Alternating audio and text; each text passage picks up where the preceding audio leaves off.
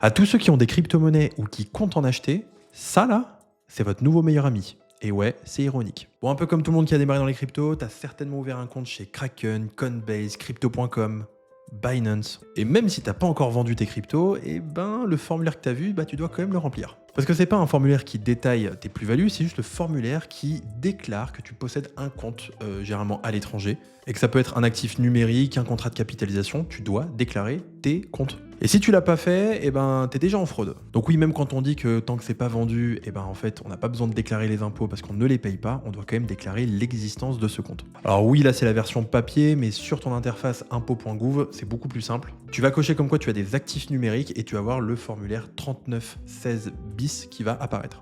Et là-dedans, tu vas juste devoir dire dans quelle boîte tu as ouvert ton compte, où est-ce qu'elle est domiciliée. Donc en fait, à part 3-4 champs, t'as pas grand-chose à faire, mais vu que, comme beaucoup, on a ouvert 5, 10, 15 comptes différents, t'as ça à faire 15 fois si t'as ouvert 15 comptes. Alors si tu oublies sans faire exprès, ça peut commencer à 750 € d'amende par compte, et ça peut aller jusqu'à 10 000 € par compte si tu l'as omis volontairement. Bon, encore faut-il pouvoir le prouver. Alors là où je vais attirer ton attention, qu'est-ce que ça montre tout ça? Ça montre que la crypto, c'est plus un jouet de geek, et c'est vraiment devenu un véritable actif patrimonial. Et comme tout actif patrimonial, il doit être suivi, structuré et pensé. Mais bon, comme tout le monde, faire ses déclarations d'impôts, c'est ultra stressant. Mais au final, je vais peut-être vous dire un truc qui va peut-être vous choquer, mais ça devrait même pas. Ça, c'est une partie de plaisir quand vous avez déjà structuré votre stratégie patrimoniale. Et au même titre que si tu as fait de l'immobilier, du placement financier et donc du coup des cryptos, si tu as bien optimisé, bien structuré ton patrimoine, ça, c'est un jeu d'enfant. Mais évidemment, ça peut être complexe et heureusement chez Optimi, on t'aide à t'optimiser. Et que même si on parle de crypto, d'assurance vie, de fonds structurés, tout ça, c'est qu'une finalité et le plus important, c'est déjà de voir d'où tu pars,